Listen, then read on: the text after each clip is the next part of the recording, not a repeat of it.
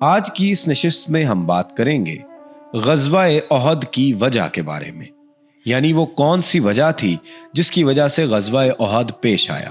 قریش نے کس طرح سے یہ فیصلہ کیا کہ ہم اب اہل مدینہ کے خلاف اٹھ کھڑے ہوں گے۔ بسم اللہ الرحمن الرحیم، اللہم صلی علی محمد وعلی آل محمد وعترتہ بعدد کل معلوم لک۔ السلام علیکم ناظرین، سیرت النبی صلی اللہ علیہ وآلہ وسلم کی 47ویں نشست میں خوش آمدید۔ پچھلی نشست میں آپ نے کعب بن اشرف کے قتل کا واقعہ سنا، جو یہودیوں کا سب سے بڑا سرغنہ تھا۔ آج کی اس نشست میں ہم بات کریں گے غزوہ بحران کے متعلق۔ یہ ایک بڑی فوجی طلائیہ گردی تھی جس کی تعداد 300 تھی۔ اس فوج کو لے کر رسول اللہ صلی اللہ علیہ وآلہ وسلم ماہ ربیع الاخر میں بحران نامی ایک علاقے کی طرف تشریف لے گئے تھے۔ یہ حجاز کے اندر فرع کے اطراف میں ایک معدنیاتی مقام ہے، اور ربیع الاخر اور جمادی الاولیٰ کے 2 مہینے وہیں قیام فرمائے۔ اس کے بعد مدینہ واپس تشریف لائے۔ کسی قسم کی لڑائی سے سابقہ پیش نہ آیا۔ سریہ زید بن حارثہ، جنگ احد سے پہلے مسلمانوں کی یہ آخری اور کامیاب ترین مہم تھی۔ واقعے کی تفصیل یہ ہے کہ قریش جنگ بدر کے بعد سے قلق و اضطراب میں مبتلا تھے، مگر جب گرمی کا موسم آ گیا اور ملک شام کے تجارتی سفر کا وقت آن پہنچا تو انہیں ایک اور فکر دامنگیر ہوئی۔ اس کی وضاحت اس سے ہوتی ہے کہ صفوان بن امیہ نے، جسے قریش کی طرف سے اس سال ملک شام جانے والے تجارتی قافلے کا میر کارواں منتخب کیا گیا تھا، قریش سے کہا، محمد اور اس کے ساتھیوں نے ہماری تجارتی شاہراہ ہمارے لیے پرصعوبت بنا دی ہے۔ سمجھ میں نہیں آتا کہ ہم اس کے ساتھیوں سے کیسے نمٹیں۔ وہ ساحل چھوڑ کر ہٹتے ہی نہیں، اور باشندگان ساحل نے ان سے مصالحت کر لی ہے۔ عام لوگ بھی انہی کے ساتھ ہو گئے ہیں۔ اب سمجھ میں نہیں آتا کہ ہم کون سا راستہ اختیار کریں۔ اگر ہم گھروں ہی میں بیٹھ رہیں تو اپنا اصل مال بھی کھائے جائیں گے اور کچھ باقی نہ بچے گا، کیونکہ مکے میں ہماری زندگی کا دار و مدار اس پر ہے کہ گرمی میں شام اور جاڑے میں حبشہ سے تجارت کریں۔ صفوان کے اس سوال کے بعد اس موضوع پر غور و خوض شروع ہو گیا۔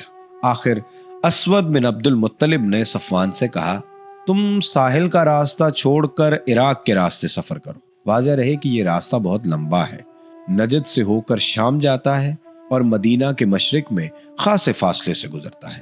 قریش اس راستے سے بالکل بھی ناواقف تھے، اس لیے اسود بن عبد المطلب نے صفوان کو مشورہ دیا کہ وہ فرات بن حیان کو، جو قبیلہ بکر بن وائل سے تعلق رکھتا تھا، راستہ بتانے کے لیے رہنما رکھ لے۔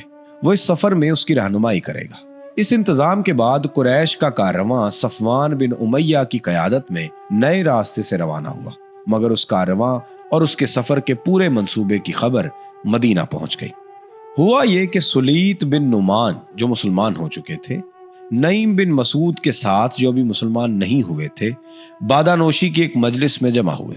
یہ شراب کی حرمت سے پہلے کا واقعہ ہے۔ جب نعیم پر نشے کا غلبہ ہوا تو انہوں نے قافلے اور اس کے سفر کے پورے منصوبے کی تفصیلات بیان کر ڈالی۔ سلیت پوری برق رفتاری کے ساتھ خدمت نبوی میں حاضر ہوئے اور ساری تفصیل کہہ سنائی۔ رسول اللہ صلی اللہ علیہ وآلہ وسلم نے فوراً حملے کی تیاری کی اور 100 سواروں کا ایک رسالہ حضرت زید بن حارث کلبی رضی اللہ تعالیٰ عنہ کی کمان میں دے کر روانہ کر دیا۔ حضرت زید نے نہایت تیزی سے راستہ طے کیا اور ابھی قریش کا قافلہ بالکل بے خبری کے عالم میں کردہ نامی ایک چشمہ پر پڑاؤ ڈالنے کے لیے اتر رہا تھا کہ اسے جا لیا اور اچانک یلغار کر کے پورے قافلے پر قبضہ کر لیا۔ صفوان بن امیہ اور دیگر مخالفین کارواں کو بھاگنے کے سوا کوئی چارہ کار نظر نہ آیا۔ مسلمانوں نے قافلے کے رہنما فرات بن حیان کو، اور کہا جاتا ہے کہ مزید 2 آدمیوں کو گرفتار کر لیا۔ ظروف اور چاندی کی بہت بڑی مقدار جو قافلے کے پاس تھی اور جس کا اندازہ 1,00,000 درہم تھا، بطور غنیمت ہاتھ آئی۔ رسول اللہ صلی اللہ علیہ وسلم نے خمس نکال کر مال غنیمت سے رسالے کے افراد پر تقسیم کر دیا، اور فرات بن حیان نے نبی صلی اللہ علیہ وآلہ وسلم کے دست مبارک پر اسلام قبول کر لیا۔ بدر کے بعد قریش کے لیے یہ سب سے الم انگیز واقعہ تھا، جس سے ان کے قلق و اضطراب اور غم و علم میں مزید اضافہ ہو گیا۔ اب ان کے سامنے 2 ہی راستے تھے، یا تو اپنا کبر و غرور چھوڑ کر مسلمانوں سے صلح کر لیں، یا بھرپور جنگ کر کے اپنی عزت رفتہ اور مجد گزشتہ کو واپس لائیں اور مسلمانوں کی قوت کو اس طرح توڑ دیں کہ وہ دوبارہ سر نہ اٹھا سکیں۔ قریش مکہ نے اسی دوسرے راستے کا انتخاب کیا۔ چنانچہ اس واقعے کے بعد قریش کا جوش انتقام کچھ اور بڑھ گیا اور اس نے مسلمانوں سے ٹکر لینے اور ان کے دیار میں گھس کر ان پر حملہ کرنے کے لیے بھرپور تیاری شروع کر دی۔ جس طرح آپ ہماری پچھلی نشستوں میں واقعہ بدر اور اس کے حالات سن چکے ہیں، یہ بھی غزوہ احد سے پہلے کے حالات تھے۔ ناظرین، یہ وہ اہم ترین وجہ تھی جس کی وجہ سے غزوہ احد پیش آیا۔